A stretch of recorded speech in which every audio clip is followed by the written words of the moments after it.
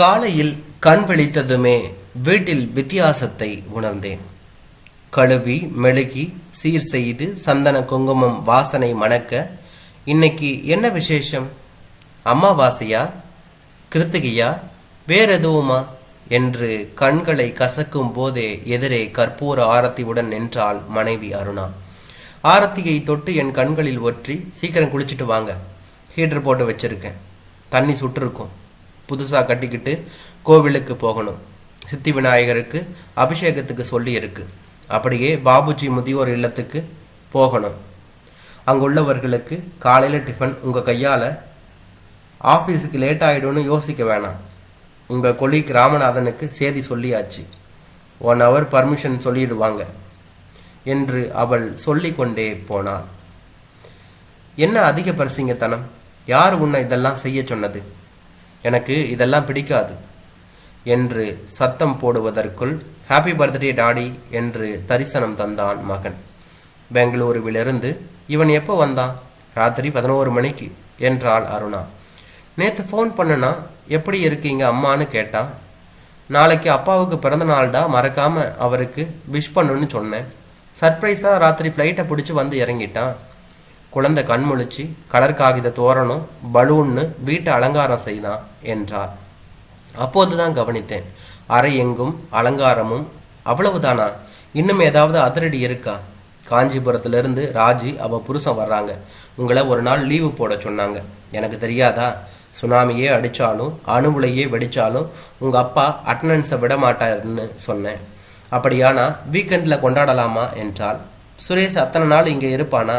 சாயங்காலமே காலில் சக்கரத்தை கட்டிக்குவானே என்றேன்.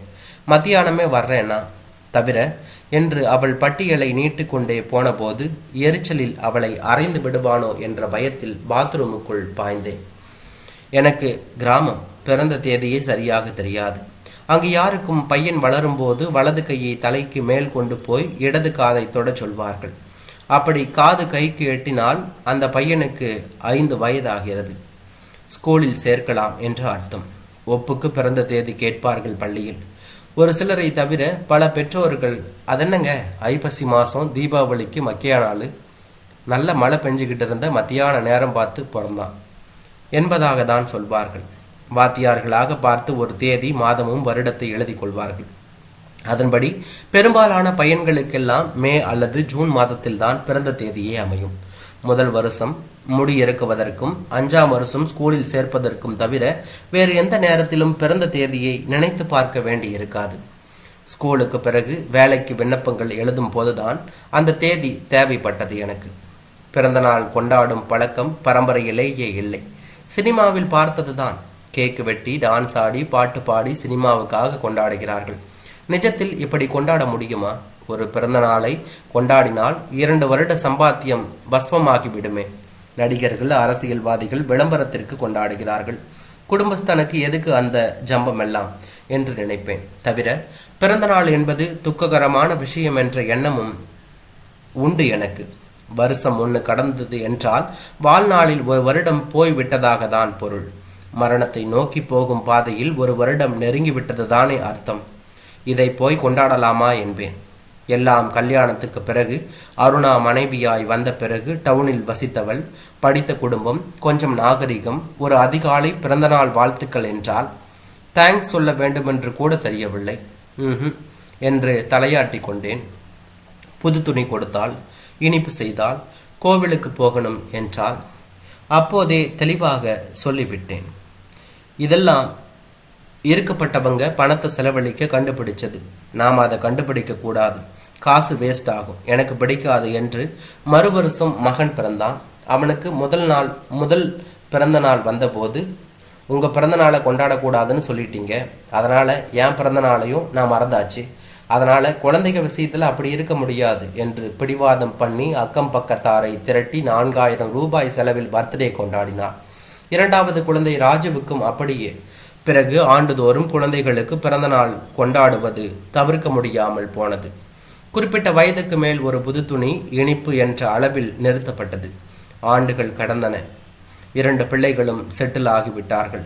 எனக்கும் ரிட்டையர்மெண்ட்டிற்கு சில வருடங்கள் தான் இருக்கும் நிலையில் திடுதிப்பென்று இப்படி ஒரு கொண்டாட்டத்தை துவக்கிவிட்டாள் அருணா. பிறந்தநாள் கொண்டாட்டம் என்ன வேண்டி இருக்கு? பார்க்கிறவன் என்ன நினைப்பான்? என் கோபத்தை நானே விழுங்க வேண்டி இருந்தது. அவளுக்கு சுகரும் பிரஷரும் ஏகத்துக்கு எகிரி இருக்கிறது. நான் கோபப்பட போய் அவள் தலை சுற்றி விழுந்தால் இன்னும் அமர்க்களமாகிவிடும். குளித்து வந்ததும் பட்டு வேட்டி சட்டை கொடுத்தாள். அணிந்து கொண்டேன். பாயசம் கொடுத்தாள். டாக்ஸி பிடித்து குடும்பத்தோடு கோவிலுக்கு போய் பிள்ளையார் முன்பு நின்றோம். அமர்க்களமாக இருந்தார் பிள்ளையார். அர்ச்சகர் வரவேற்றார். தட்டு நிறைய மாலை, பூஜை பொருட்கள். பொறுமையாக எல்லா மந்திரமும் படித்து அபிஷேகம். அங்கிருந்து ஹோம். 40 முதியவர்களானது வரிசையில் கட்டி இருந்தார்கள்.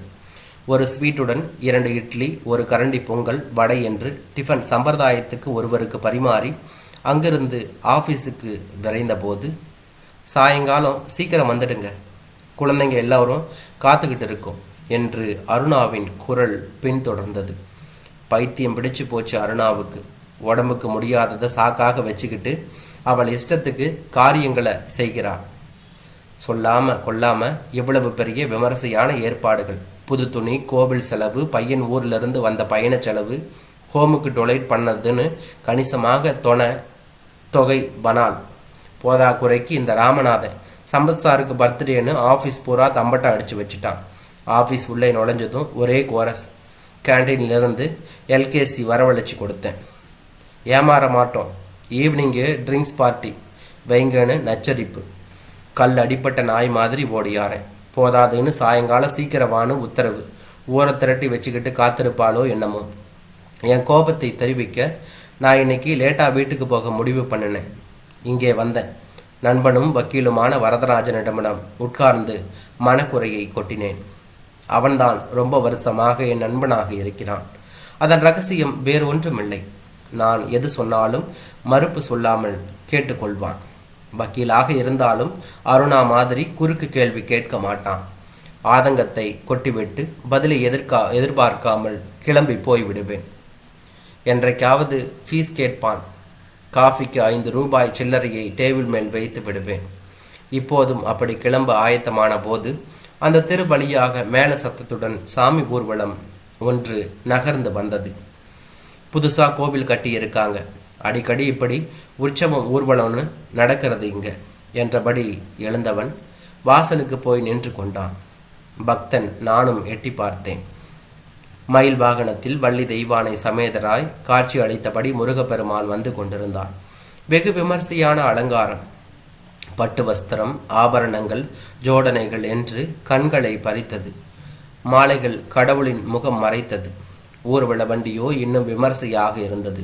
முன்னும் பின்னும் 100 கணக்கில் அரோகரா போட்டுக்கொண்டு மேல தாளம் முழங்க ஆட்டம் பாட்டம் என்று போயினார்கள். ஊர்வலம் அருகில் வந்தபோது வரதன் தோல் துண்டை இடுப்புக்கு கொண்டு வந்து கன்னத்தில் போட்டுக்கொண்டு பக்தி பரவசத்தோடு கடவுளை வணங்கினார். நீட்டிய கரத்தில் விபூதி சந்தனம் விழுந்தது. நேற்று நிறைய பூசிக்கொண்டு எனக்கும் கொஞ்சம் கொடுத்தான். இட்டு கொண்டேன். ஊர்வலம் கடந்து போன பின்பு ஆறாவாரம் அடங்கி அமைதியானது. அப்ப நான் கிளம்புறேன் என்றேன். 1 நிமிடம் உட்கார் என்றான் கட்டளை போல. காஃபி வரவழைத்தான். கொஞ்சம் குடித்ததும், ஆனாலும் நீ இவ்வளவு சுயநலக்காரனா இருக்கக்கூடாது என்றான். உனக்கு ஒரு விஷயம் பிடிக்கலன்னா மற்றவங்களும் அதை வெறுத்து ஒதுக்கணும்னு எதிர்பார்க்கறது சர்வாதிகாரம். பண செலவை வேண்டுமானா கொஞ்சம் கூட்டி குறைச்சிக்கலாம். ஏன், பணமே இல்லாம கூட பிறந்த நாள் திருமண நாளை கொண்டாட முடியும். மனசு வேணும். அடுத்தவங்களை சந்தோஷப்படுத்த தெரிஞ்சவனுக்கு தான் அது புரியும்.